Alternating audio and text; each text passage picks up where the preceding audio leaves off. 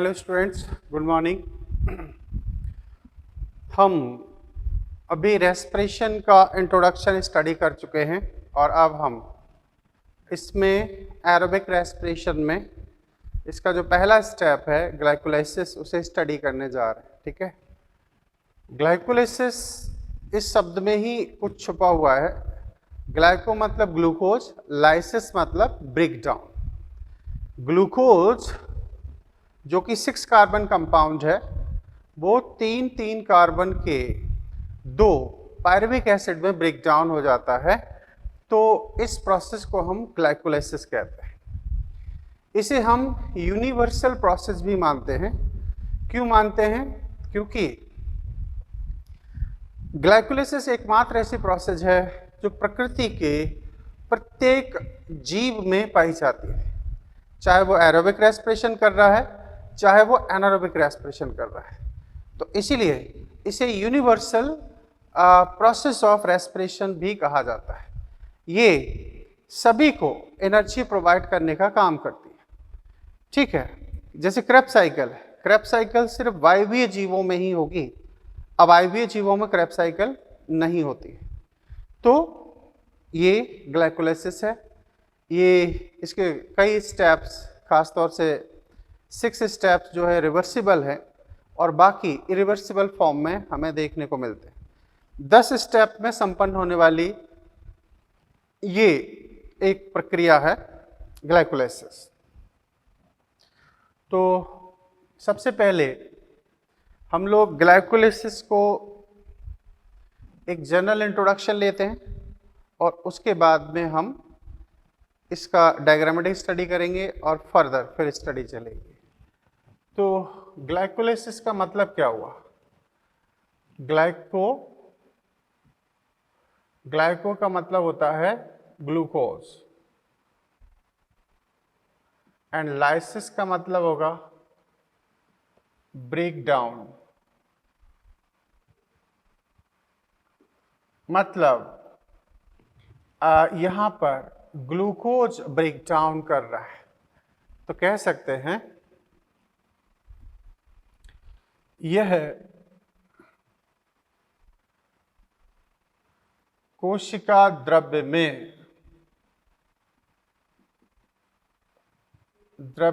में संपन्न होने वाली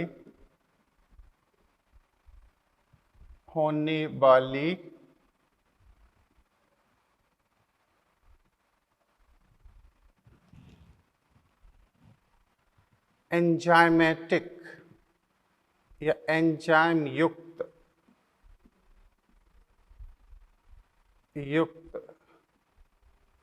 10 पदों में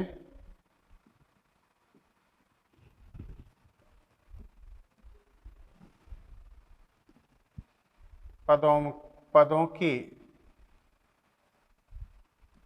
प्रक्रिया है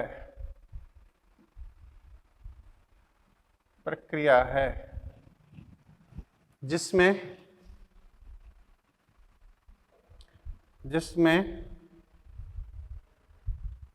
ग्लूकोज 6 कार्बन का है ना, ग्लूकोज का 3 कार्बन युक्त 2 पायरुविक अम्ल एसिड में परिवर्तन होता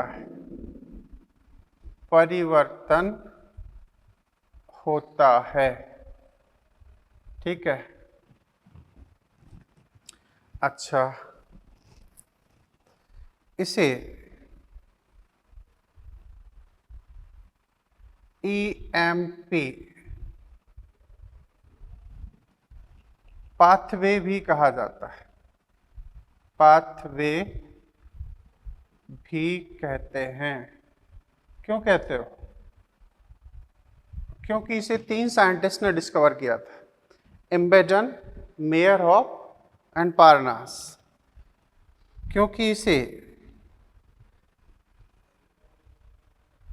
क्योंकि इसे एम्बेडन नंबर 1 मेयरहोफ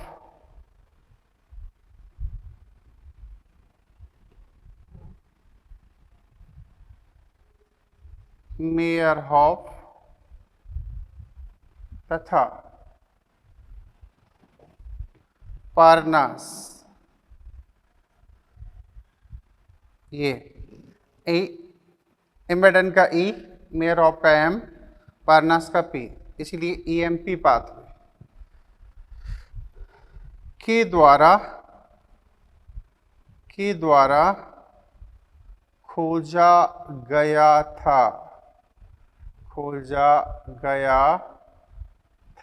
ठीक है। अच्छा, इसे यूनिवर्सल या सार्वभौमिक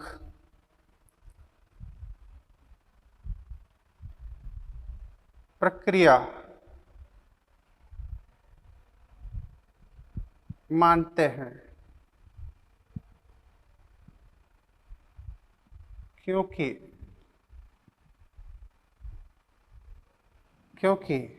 यह सभी जीवों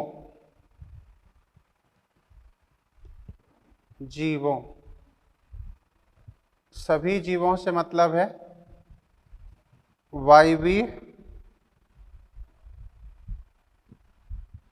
तथा अवायवीय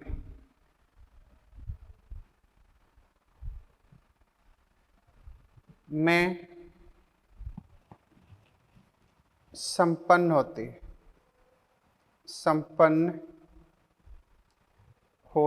है। इस सब में संपन्न होती है, इसीलिए हम इसे यूनिवर्सल रिएक्शन भी मानते हैं। क्लियर? ये अब मैं चाहता हूं इतना इंट्रोडक्शन लिखने के बाद आप लोग इसकी डिटेल स्टडी करें और पूरा एक स्टेप बाय स्टडी, पूरा जो रिएक्शन है केमिकल रिएक्शन, इसकी केमिकल रिएक्शन खास है क्योंकि हम केमिकल रिएक्शन के जरिए ही सारी स्टडी इसमें कंप्लीट करेंगे। क्लियर?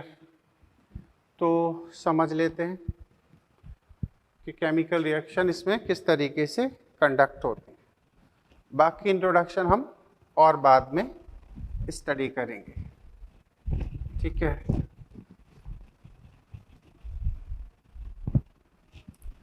क्योंकि पहले प्रोसेस का समझ में आना जरूरी है, उसके बाद ही हम अगर आगे बढ़ें तो ज़्यादा सही रहता है।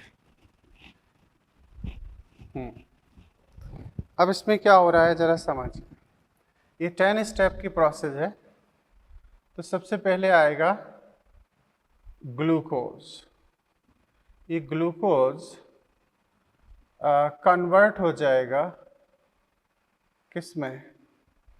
ये कन्वर्ट होगा फ्रक्टोज में। फ्रक्टोज, ठीक है, सॉरी, ये ग्लूकोज कन्वर्ट होगा ग्लूकोज 6 फॉस्फेट में। ग्लूकोज 6 फॉस्फेट, ग्लूकोज 6 फॉस्फेट में कन्वर्ट होगा। अभी ग्लूकोज में फॉस्फेट नहीं है ऊपर, लेकिन इसमें फॉस्फेट आया है, तो ये आएगा कैसे? इसे कैसे जनरेट किया जाएगा? तो यहाँ एक एटीपी आएगा और ये कन्वर्ट हो जाएगा एडीपी में। ठीक है? यहाँ जो एंजाइम यूज होगा वो होगा हेक्सोकाइनेज एंजाइम यूज हुआ है, हेक्सोकाइनेज। ठीक है? ये एक सिंपल प्रोसेस है, इरिवर्सिबल प्रोसेस है। अच्छा, ये जो प्रोसेस हम देखेंगे ये रिवर्सिबल प्रोसेस कहलाएगी। अब जो कन्वर्जन है वो है fructose 6 phosphate, fructose 6 phosphate, fructose 6 phosphate का फॉर्मेशन हुआ। ये दोनों आपस में आइसोमर्स हैं, एल्डिहाइड और कीटोन का डिफरेंस होता है, otherwise both are 6 carbon compound.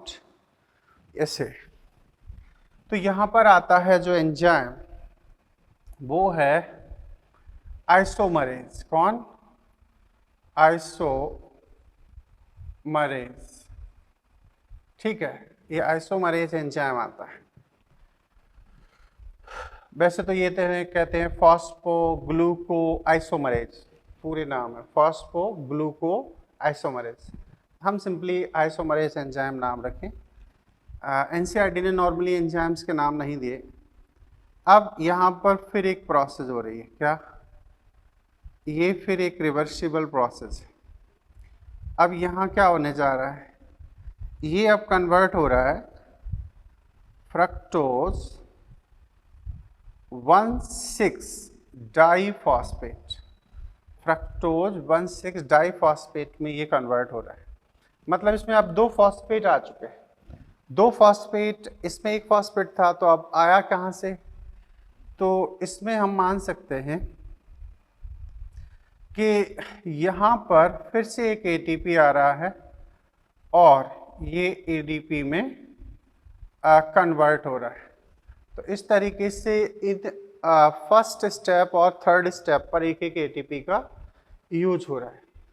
इसीलिए जो फर्स्ट 5 स्टेप होते हैं इसके, उसको हम एटीपी कंजम्पशन प्रोसेस मानते हैं या एटीपी कंजम्पशन स्टेप्स कहा जाता है। अच्छा, अब ये किस में कन्वर्ट होगा?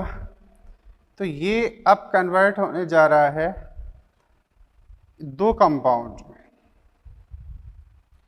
एक तो है 3PgAl, PgAl, इसका मतलब है 3-फॉस्फोग्लिसरैल्डिहाइड। ठीक है, इसका फुल फॉर्म है 3-फॉस्फोग्लिसरैल्डिहाइड। क्लियर? ये और ये कन्वर्ट होगा डाईहाइड्रोक्सी एसीटोन फॉस्फेट में। ठीक है, इसका फुल फॉर्म है डाईहाइड्रोक्सी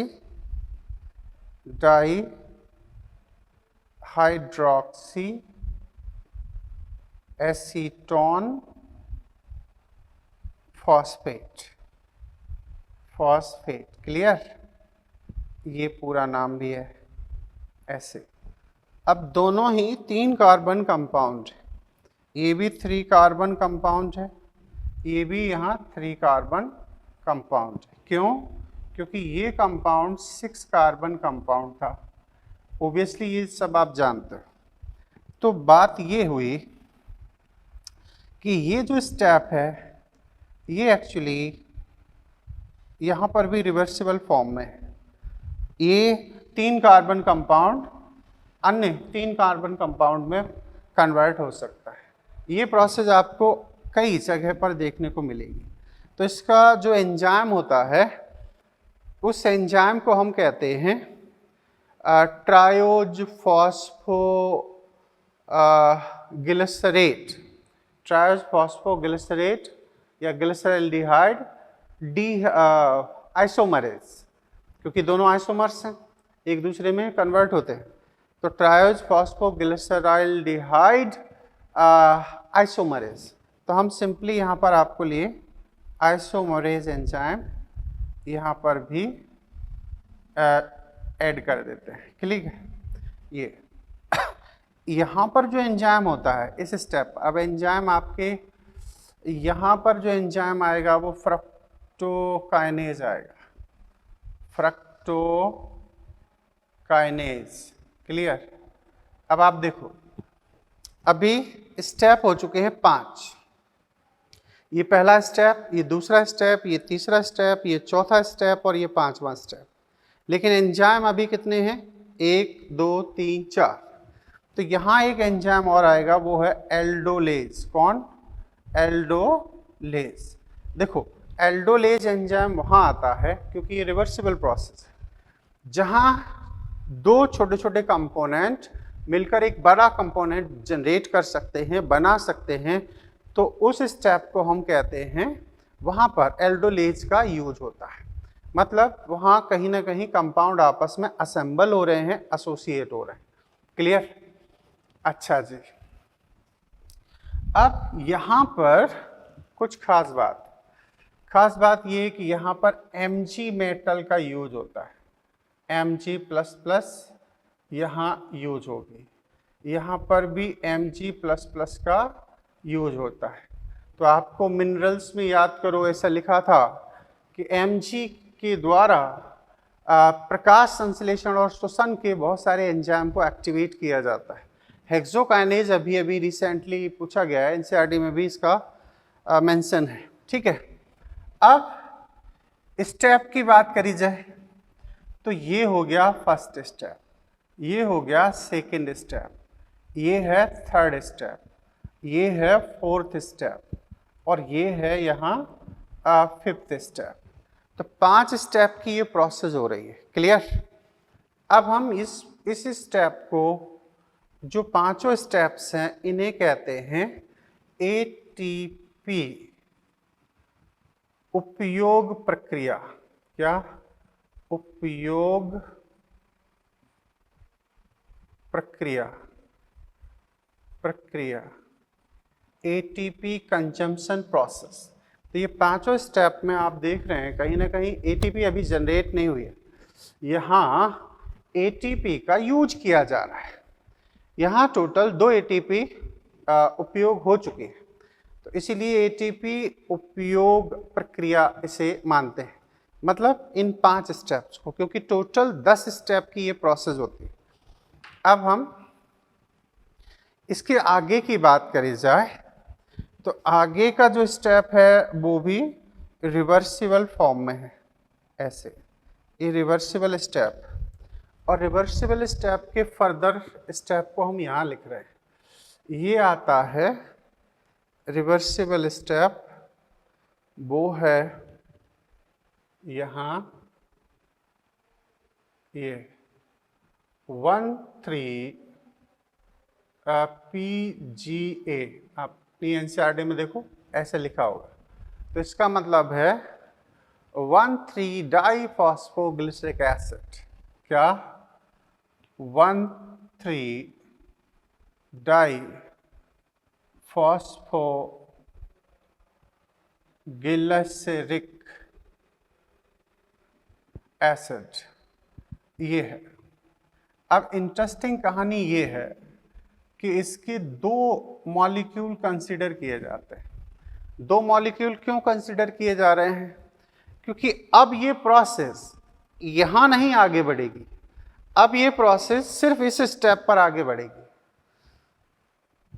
तो इस स्टेप पर आगे बढ़ने का क्या मतलब हुआ कि ये मॉलिक्यूल भी इसमें कन्वर्ट हो जाता है, और इसलिए यहाँ से 2 मॉलिक्यूल का कंसेप्ट स्टार्ट हो जाता है। तो एल्डिहाइड जब एसिड में कन्वर्ट होता है तो यहाँ पर NADH2 का कहीं ना कहीं NADH2 का प्रोडक्शन होता है। तो यहाँ आएगा NAD और ये कन्वर्ट हो जाएंगे NADH2। लेकिन चूंकि मॉलिक्यूल 2 हैं तो 2 NAD यहाँ पर आएंगे, है ना, और Pi प्लस Pi। यहाँ पर जो फॉस्फेट आया, यहाँ ध्यान देने वाली बात है, क्योंकि यहाँ पर एक ही फॉस्फेट था, 3-फॉस्फोग्लिसरल्डिहाइड, है ना, एक फॉस्फेट था, लेकिन यहाँ 2 फॉस्फेट आ गए। तो यहाँ कहा जाता है H3PO4 के जरिए यहाँ पर फॉस्फेट इनको ऐड किया जाता है, प्रोवाइड किया जाता है। ठीक है, ये इस स्टेप पर यहाँ दिया जाता है इसे ये ओके। अब यहाँ से आगे का स्टेप सिंगल स्टेप कंसिडर किया जाता है, मतलब ये इरिवर्सिबल फॉर्म में माना जाता है। क्यों? क्योंकि अब ये कन्वर्ट होगा 3PGA में, मतलब दो मॉलिक्यूल होंगे 3PGA के, 3 फॉस्फोग्लिसरिक एसिड, यहाँ है 1,3 डाइफॉस्फोग्लिसरिक एसिड, एक एक फॉस्फेट यहाँ से गायब हो रहा है। इसका मतलब ये हुआ है कि यहाँ पर अब ATP का प्रोडक्शन होने जा रहा है। तो दो मॉलिक्यूल हैं, तो जाहिर सी बात है कि 2ADP और ये कन्वर्ट हो जाएंगे 2ATP मॉलिक्यूल में, ठीक है, ऐसे। ओके, अब ये फिर एक रिवर्सिबल प्रोसेस है। ये रिवर्सिबल में क्या है, 3PGA अब 2PGA में कन्वर्ट हो जाएगा, 2PGA के बाद में अब ये कन्वर्ट होगा 2PEP। 2PEP का मतलब है फॉस्फोइनोल पाइरूवेट, है ना। तो यहाँ पर इनोलेज एंजाइम आता है। अब ये जो कन्वर्जन है, यहाँ पर अब दो पायरुविक एसिड का फॉर्मेशन हो जाएगा, पायरुवेट या पायरुविक एसिड, इनका फॉर्मेशन होता है। इस स्टेप पर एक काम और होता है, इस स्टेप पर फिर से 2ADP और ये आके 2ATP में कन्वर्ट हो जाता है, ठीक है।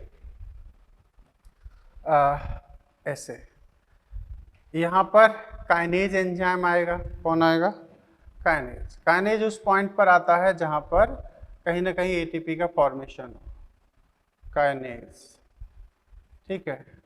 और यहाँ पर आएगा इनोलेज। इनोलेज के एक्टिवेशन में भी Mg का यूज होता है।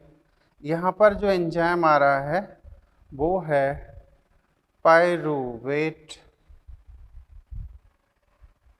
सॉरी हाँ, पायरुवेट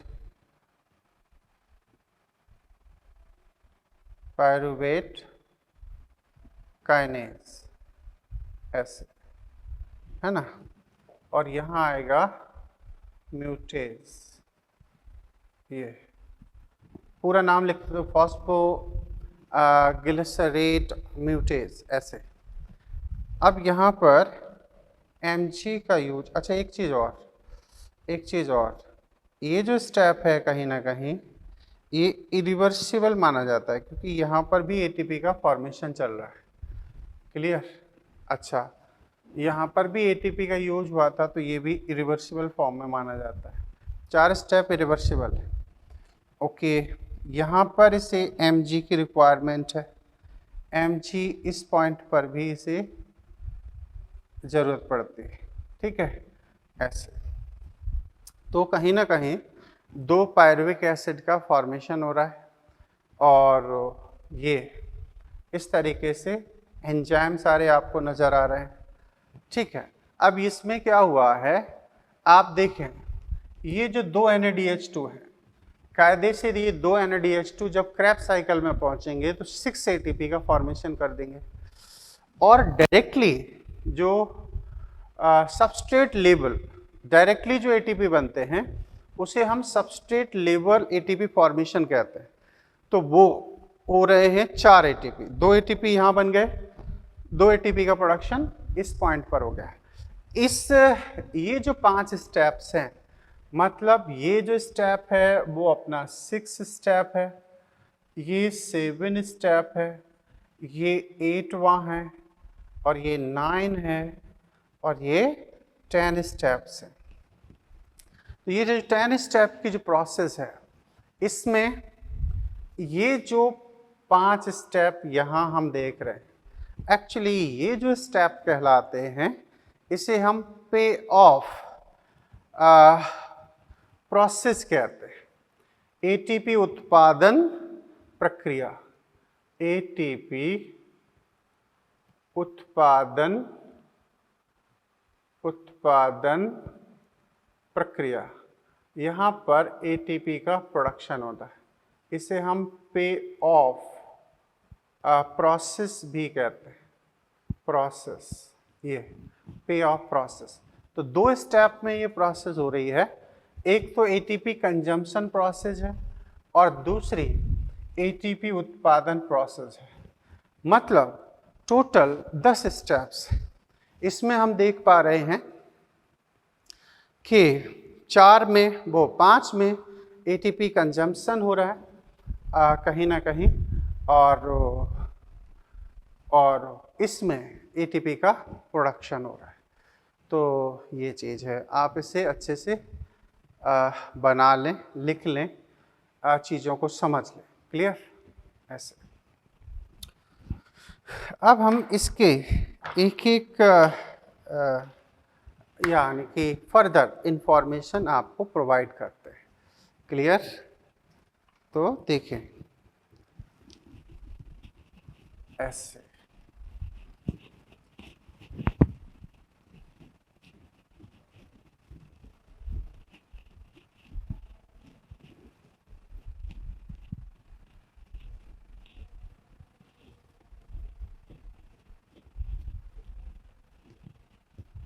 तो हमने आपसे क्या कहा? हमने आपसे उस सेगमेंट में ये बात करी थी कि हम इसे ईएमपी पाथवे के नाम से जानते हैं। क्यों जानते हैं? क्योंकि एम्बेडन, मेयरहॉफ एंड पारनास, 3 साइंटिस्ट ने इसको कंबाइंडली डिस्कवर किया था। यूनिवर्सल प्रोसेस क्यों कहते हैं? यूनिवर्सल इसलिए कहते हैं क्योंकि ये प्रकृति के हर एक जीव में पाया जाता है, चाहे वो एरोबिक हो चाहे वो एनारोबिक हो। क्लियर? ऐसे अब उन्हीं स्टेप में आगे बढ़ते हैं, तो कह सकते हैं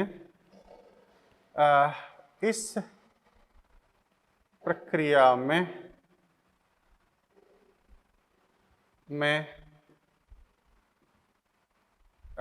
10 पद संपन्न होते हैं।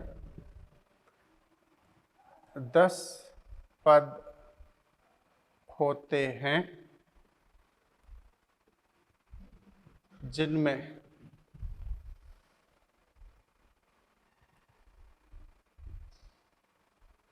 उत्क्रमणीय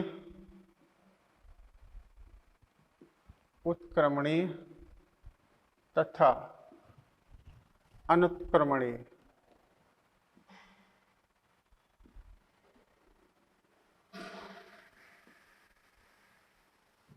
अभिक्रिया होती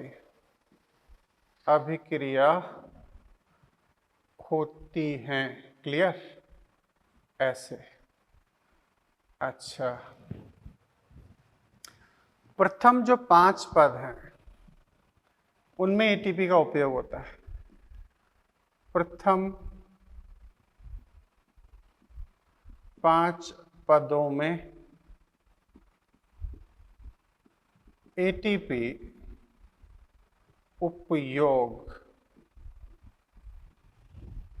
जबकि अंतिम 5 पदों में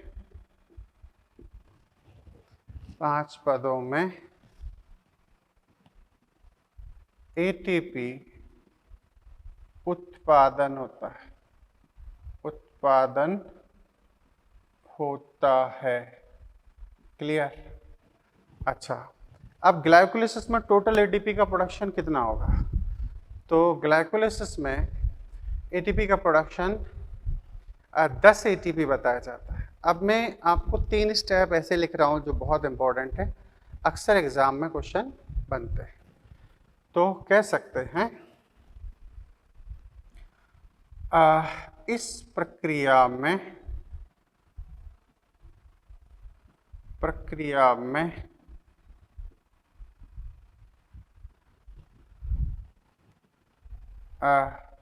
अचक्रीय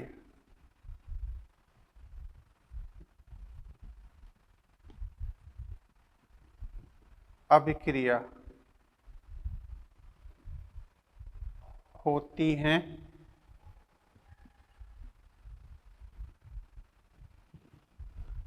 कार्बन कार्बन बंध टूटता है जिससे उत्पन्न ऊर्जा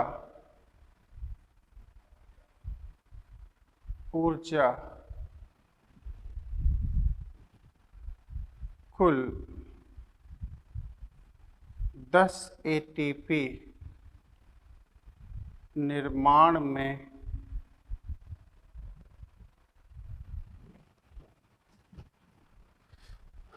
प्रयुक्त होती है। तो टोटल प्रोडक्शन कितना हुआ? 10। कैसे? दो मॉलिक्यूल बने हैं, अप्रत्यक्ष एटीपी निर्माण, अप्रत्यक्ष एटीपी निर्माण, अप्रत्यक्ष बोला जाता है। कैसे? यहाँ दो NaDH2 बने हैं, ठीक है। ये जब क्रेब्स ETS में जाएंगे, कहाँ? ETS, तो 6 ATP का प्रोडक्शन करेंगे। ETS है ना, ये ETS में जाकर 6 ATP का प्रोडक्शन करेंगे। और एक होती है प्रत्यक्ष या सबस्ट्रेट लेवल, क्या? Substrate level phosphorylation. अच्छा, इसमें क्या होते हैं? डायरेक्टली हमें एटीपी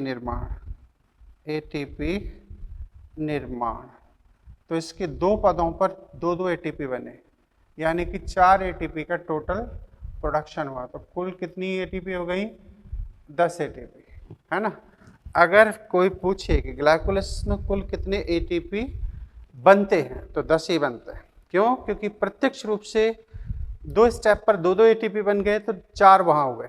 और 2 NaDH2 मॉलिक्यूल जब ETS में जाएंगे, इलेक्ट्रॉन ट्रांसपोर्ट सिस्टम में जाएंगे, ऑक्सीडेटिव फॉस्फोराइलेशन प्रोसेस में जाएंगे, तब वहां से 6 एटीपी मिल जाएंगे। अच्छा, अब कहा जाता है वायवीय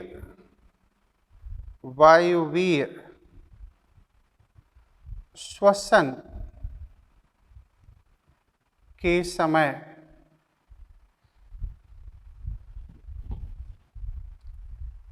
इस प्रक्रिया से कितने एटीपी बनते हैं? 8 एटीपी प्राप्त होते हैं। याद रखना, प्राप्ति की अगर बात की जाए तो 8 एटीपी चलिए बने टोटल 10, लेकिन आपके फर्स्ट एंड थर्ड स्टेप पर एटीपी का यूज भी तो हुआ था, तो 2 एटीपी वो माइनस करने पड़ेंगे। इसीलिए वायवीय श्वसन के दौरान हमें 8 एटीपी इसमें से प्राप्त होता है। लेकिन अवायवीय श्वसन, अवायवीय श्वसन के समय सिर्फ 2 एटीपी प्राप्त होते हैं। क्योंकि अवायवीय श्वसन के दौरान माइटोकॉन्ड्रिया भाग नहीं लेता, और ETS कहाँ पाया जाता है? माइटोकॉन्ड्रिया के अंदर। माइटोकॉन्ड्रिया के जो क्रिस्टी भाग जिसे बोलते हैं, वहाँ पर जो ऑक्सीसोम होते हैं, खास तौर से उन पर एटीपी का प्रोडक्शन होता है, जो मैंने पिछले लेक्चर में मैकेनिज्म में आपको एक्सप्लेन किया था। तो अवायवीय श्वसन में सिर्फ ग्लाइकोलाइसिस होती है। नो डाउट ग्लाइकोलाइसिस में यहाँ पर 2 NaDH2 बने हैं, लेकिन 2 NaDH2 एटीपी का प्रोडक्शन तभी करेंगे जब वो ETS में जाएंगे। लेकिन अवायवीय श्वसन के दौरान माइटोकॉन्ड्रिया पार्टिसिपेट ही नहीं करता, भाग ही नहीं लेता, उसमें ETS होती ही नहीं। तो इसका मतलब है कि वो 6 एटीपी इसको मिलने वाले नहीं है। अब 2 चूंकि एटीपी इसमें यूज हो गए, तो फॉस्फेट लेवल पर जो या सबस्ट्रेट लेवल पर जो इनको 4 एटीपी मिले थे उसमें से 2 तो खर्च हो गए। इस तरीके से यहाँ पर सिर्फ 2 एटीपी का ही लाभ होता है। तो यहाँ एक पॉइंट और याद रखना, net gain profit of ATP in glycolysis. तो आप ऐसी कंडीशन में 2 एटीपी आंसर लगाएं, है ना। इस एक पॉइंट को और याद रखना, net gain profit of ATP. तो ऐसी परिस्थिति में आप दो, किसी भी परिस्थिति में ग्लाइकोलाइसिस से 2 एटीपी का तो लाभ 100% होगा ही। और यही वो वजह है कि आपने देखा है कि एनारोबिक रेस्पिरेशन के दौरान जब अल्कोहल बनता है तो हमने 2 एटीपी प्रोडक्शन की बात करी। तो वो इसलिए क्योंकि एनारोबिक रेस्पिरेशन में भी ग्लाइकोलाइसिस तो होता ही है। तो कह सकते हैं net gain profit of ATP in glycolysis is 2 ATP। ये 2 ATP है ना शुद्ध लाभ। तो 2 ATP ही होता है नेट गेन शुद्ध लाभ। ATP का शुद्ध लाभ ग्लाइकोलाइसिस से 2 ATP होता है, इसे हमेशा याद रखना, है ना। आगे इस प्रक्रिया में इस प्रक्रिया में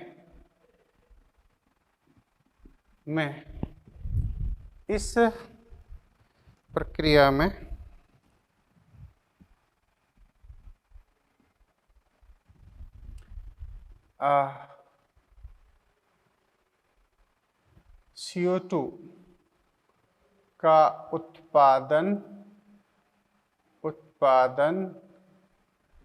नहीं होता है। इसमें कार्बन कार्बन बॉन्ड टूटा है, लेकिन CO2 का प्रोडक्शन इसमें नहीं होगा। अच्छा, ये चीज़ होगी, CO2 का उत्पादन इसमें नहीं होता है। अच्छा, इस प्रक्रिया पर O2 का प्रभाव नहीं होता है।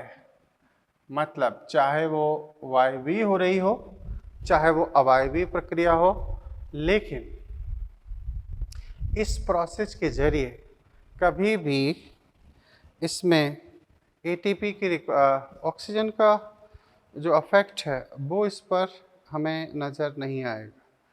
क्लियर? ऐसे ये बात हो गई। अब आगे है कि आखिर इस ग्लाइकोलाइसिस की इम्पोर्टेंस क्या है, ग्लाइकोलाइसिस का महत्व क्या है ना। तो हम कह सकते हैं इम्पोर्टेंस ऑफ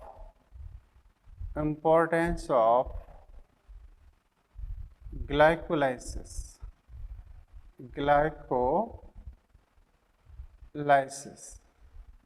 ग्लाइकोलाइसिस का महत्व क्या है। तो महत्व है इस प्रक्रिया से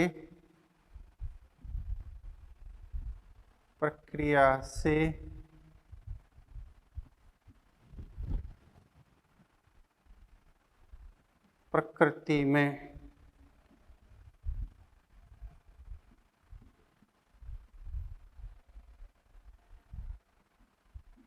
सभी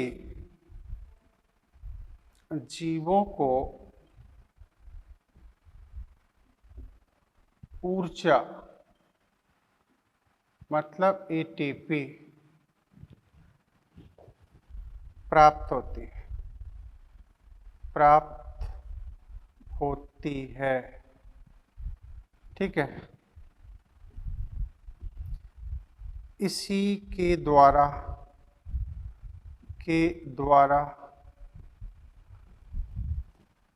वायुमंडल में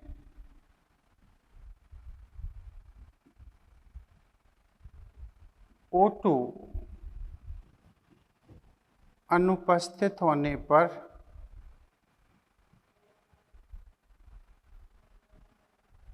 जीवन के विकास के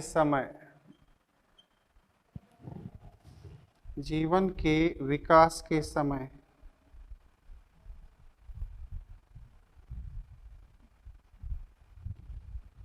जीवों को ऊर्जा प्राप्त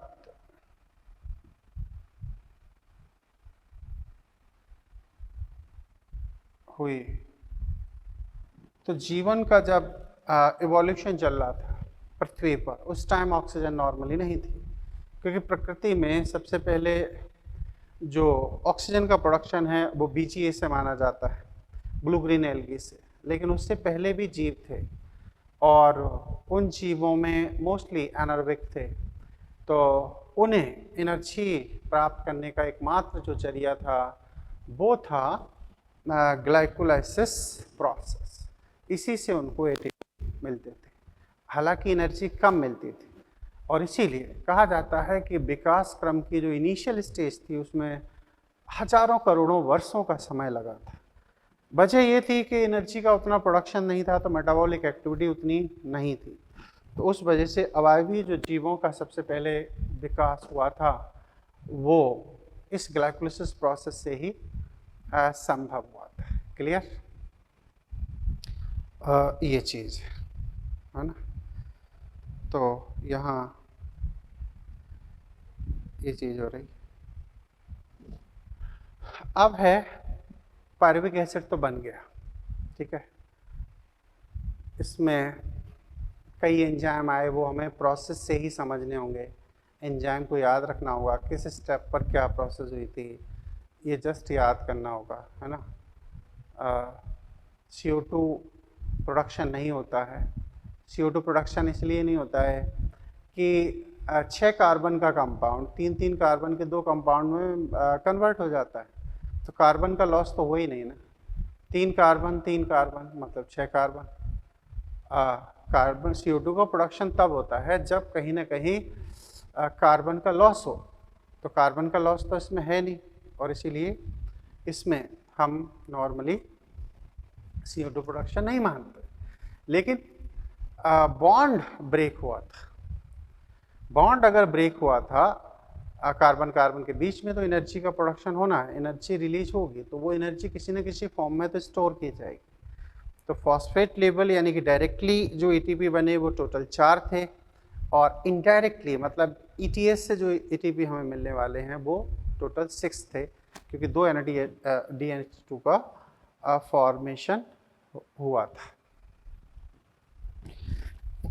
अब आता है यहाँ से fate of pyruvic acid. Pyruvic acid का भविष्य क्या है? पायरुविक एसिड किन रास्तों पर आगे बढ़ सकता है ना, तो उसे हम यहीं से समझ लेते हैं। यहाँ NCERT ने हालांकि फर्मेंटेशन सीधे आपको यहाँ पढ़ाई है। अभी मैं आपको कुछ इम्पोर्टेंट सेगमेंट में ले चल रहा हूँ, मतलब तीनों स्टेप को एक साथ पढ़ेंगे, glycolysis, Krebs cycle and ETS। उसके बाद हम फर्मेंटेशन को एक बार दोबारा से स्टडी करेंगे। क्लियर? तो अब हम अगले जो हेडिंग डाल रहे हैं उसमें ये देखेंगे कि आखिर ये पायरुविक एसिड किन रास्तों पर आगे जा सकता है। फेट ऑफ पायरुविक एसिड, इसे समझ लेते हैं। ये काफ़ी खास है, छोटे छोटे पॉइंट हैं। रेस्पिरेशन में मैं फिर कह रहा हूँ कि रेस्पिरेशन एंड पोटासियम फिजियोलॉजी में सबसे इम्पोर्टेंट सेगमेंट ये है, और इनसे डेफिनेटली क्वेश्चन आते हैं। तो हमें ये समझ लेना है कि इन्हें अच्छे से पढ़ें, और इसे पढ़ने के लिए मैंने कल भी कहा था कि आप लोग एक बार माइटोकॉन्ड्रिया को ज़रूर पढ़ें। तो फेट ऑफ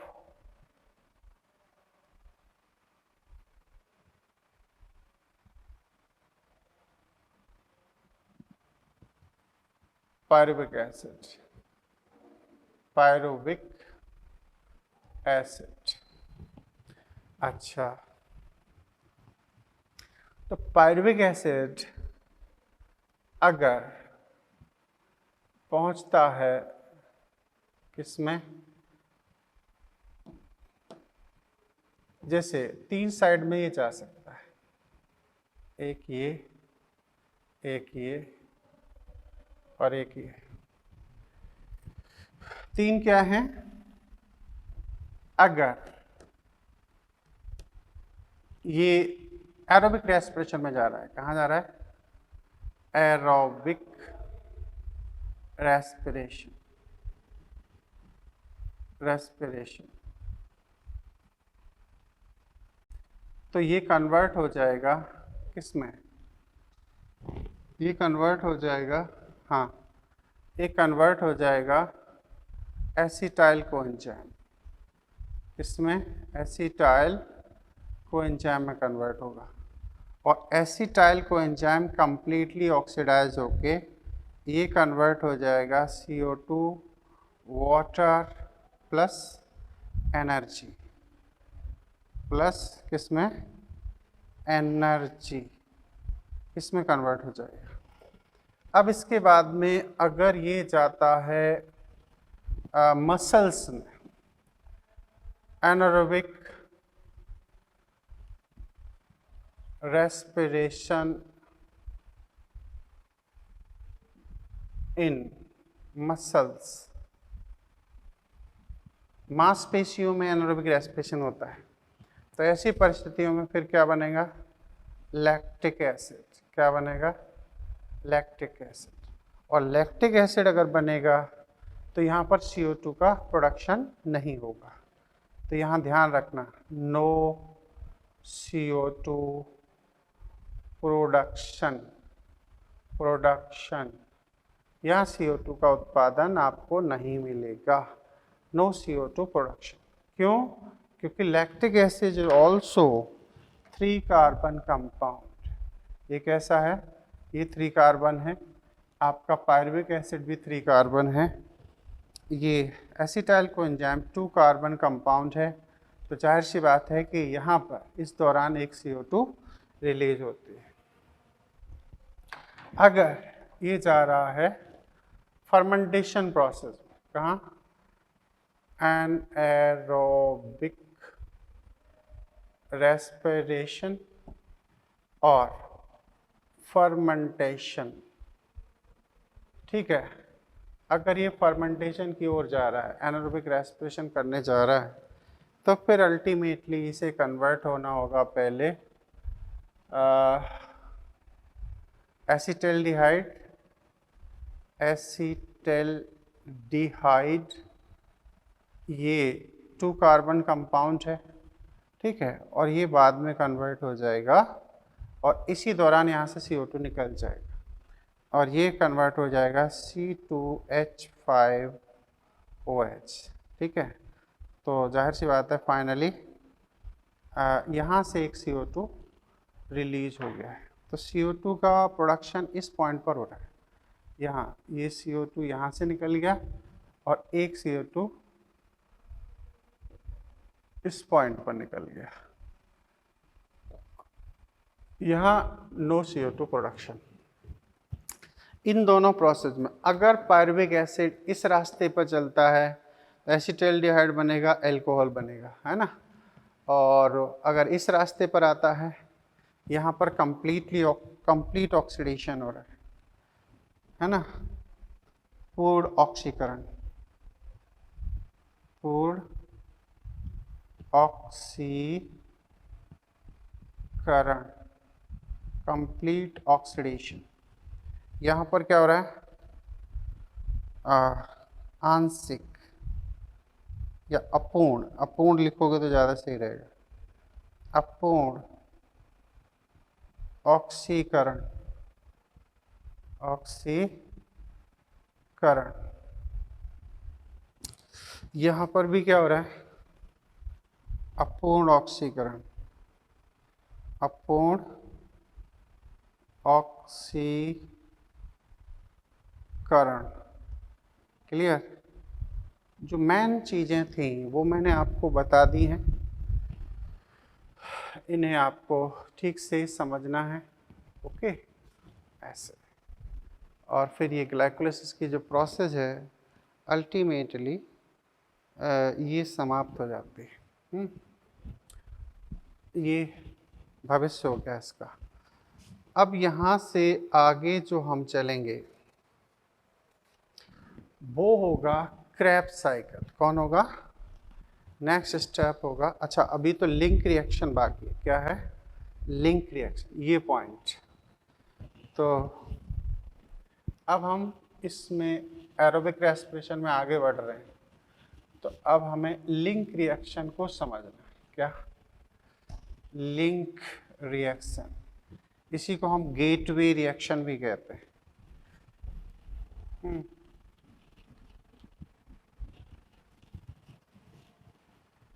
लिंक रिएक्शन या फिर gateway reaction.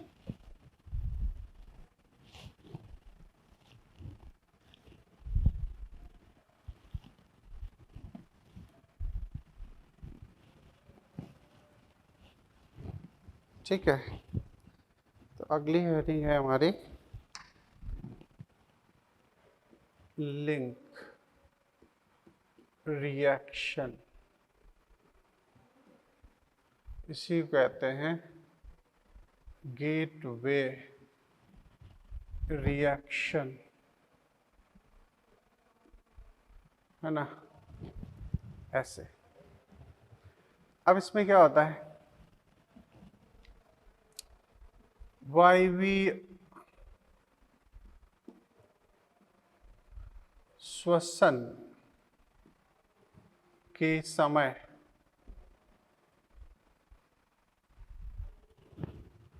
Pyruvic acid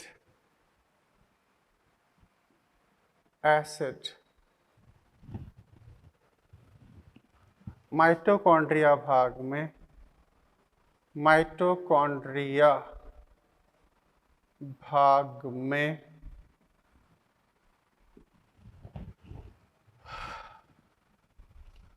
oxidative, कौन सी प्रक्रिया? ऑक्सीडेटिव डीकार्बोक्सिलेशन, कार्बोक्सिलेशन द्वारा एसिटाइल को एंजाइम में परिवर्तित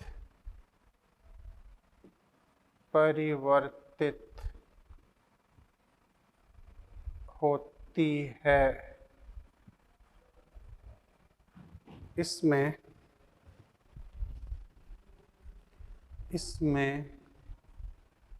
अनेकों सहकारक, कोफैक्टर्स, सहकारक, ठीक है, सहकारक कोफैक्टर्स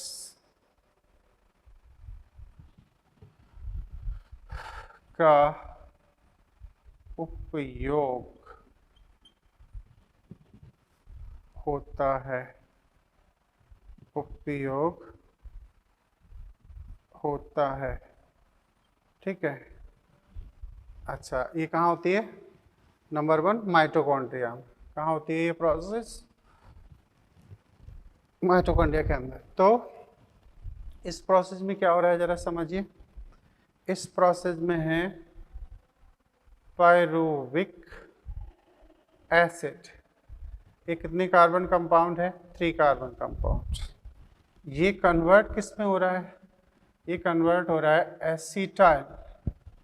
एसिटाइल, इसमें एसिटाइल को एंजाइम में ये कन्वर्ट हो रहा है। क्लियर?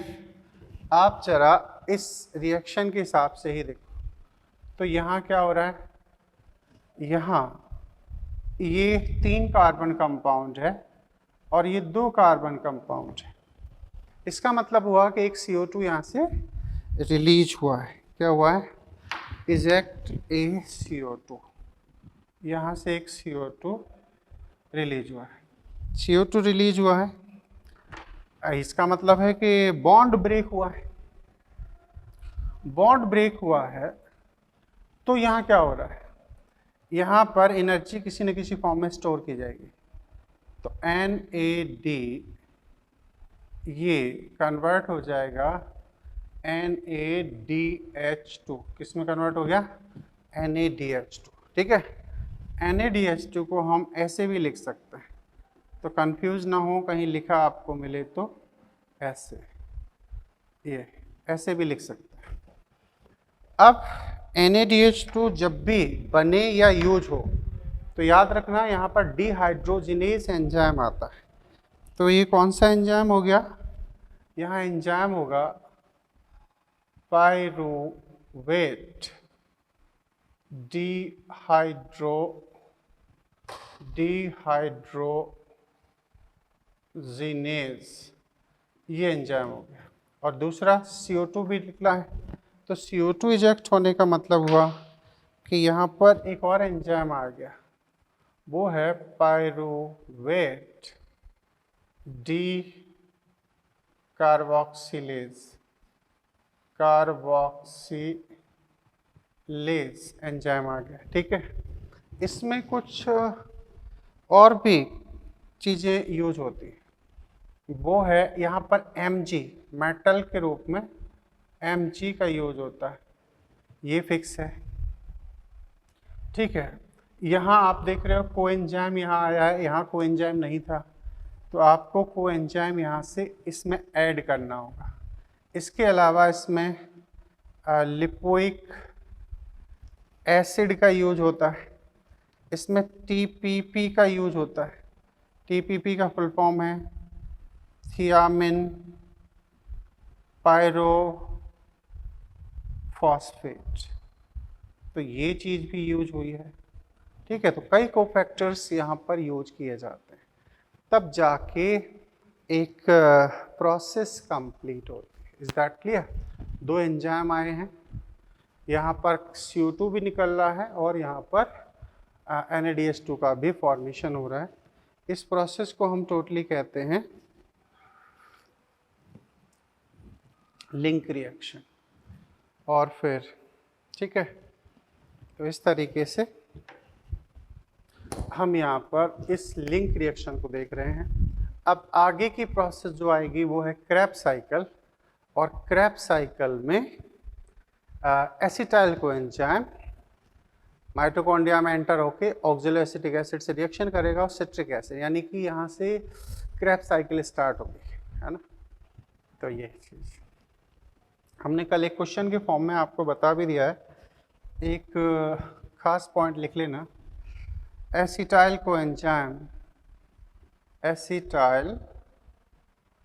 कोएंजाइम